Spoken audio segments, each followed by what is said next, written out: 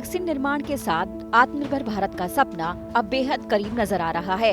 इस नए आत्मनिर्भर भारत के दम पर अब भारत की मेड इन इंडिया वैक्सीन दुनिया भर में परचम लहराने को तैयार है। भारत ने 20 जनवरी से कोविड-19 वैक्सीन का निर्यात शुरू करके इस मुहिम को हासिल करने की तरफ एक मजबूत कदम बढ़ाया है।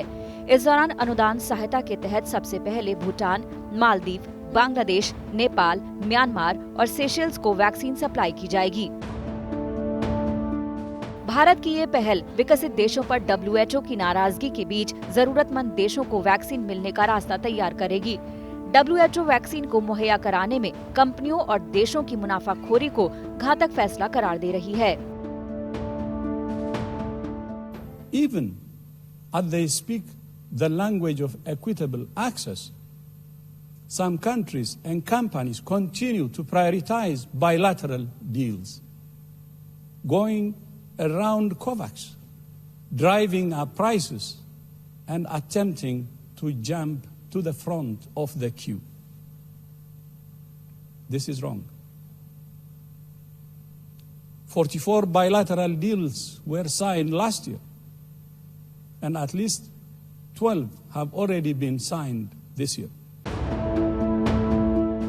वहीं भारत सरकार इस मुनाफा वसूली से परे अपने पड़ोसी और साझीदारों देशों को वैक्सीन मुहैया कराने की तैयारियों में जुटी हुई है। विदेश मंत्रालय की तरफ से जारी बयान में कहा गया है कि भारत को पड़ोसी और प्रमुख साझीदार देशों से देश में बनी वैक्सीन की सप्लाई के लिए कई अनुरोध मिले हैं। हालांकि सप्लाई से पहले भारत अपनी घरेलू जरूरतों को ध्यान में रखते हुए आने वाले दिनों में अलग अलग फेज में साझीदार देशों को कोविड-19 वैक्सीन की सप्लाई करेगा।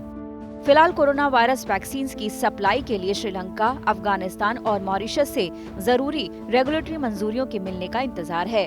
विदेश मंत्रालय के मुताबिक भारत कोविड-19 महामारी से मुकाबले में सभी इंसानों की मदद करने के लिए अपने वैक्सीन प्रोडक्शन और डिलीवरी क्षमताओं का इस्तेमाल करने के लिए प्रतिबद्ध है। लेकिन वैक्सीन बनाने वाले ज्यादातर देश और कंपनियां इस राह पर चलने से परहेज कर रही हैं। ऐसे में हर किसी को वैक्सीन मुहैया कराकर इस महामारी को थामने की WHO की योजना संकट में है। WHO ने चेतावनी देते हुए कहा कि इससे पैदा होने वाले आर्थिक संकट का हर किसी को सामना करना होगा। The situation is compounded by the fact that most manufacturers have prioritized regulatory approval in rich countries where the profits are highest, rather than submitting full dossiers to WHO. This could delay COVAX deliveries and create exactly the scenario COVAX was designed to avoid, with hoarding, a chaotic market, an uncoordinated response, and continued social and economic disruption. Bharat में 16 जनवरी से कोविड-19 से बचाव के लिए टीकाकरण अभियान शुरू किया गया। इसके तहत देश में फ्रंटलाइन हेल्थ केयर वर्कर्स को कोविशील्ड और कोवैक्सीन दी जा रही है।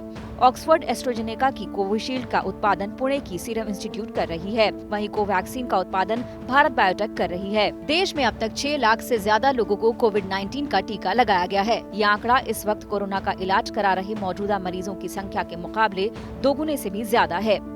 साथ ही भारत की वैक्सीन सफलता के नए आयाम भी लिख रही है। अभी तक जितना टीकाकरण हुआ उसमें महज 0.18% मामलों में ही वैक्सीन का गलत असर देखने को मिला है, जिसमें से ज्यादातर मामूली किस्म के रिएक्शन भर थे।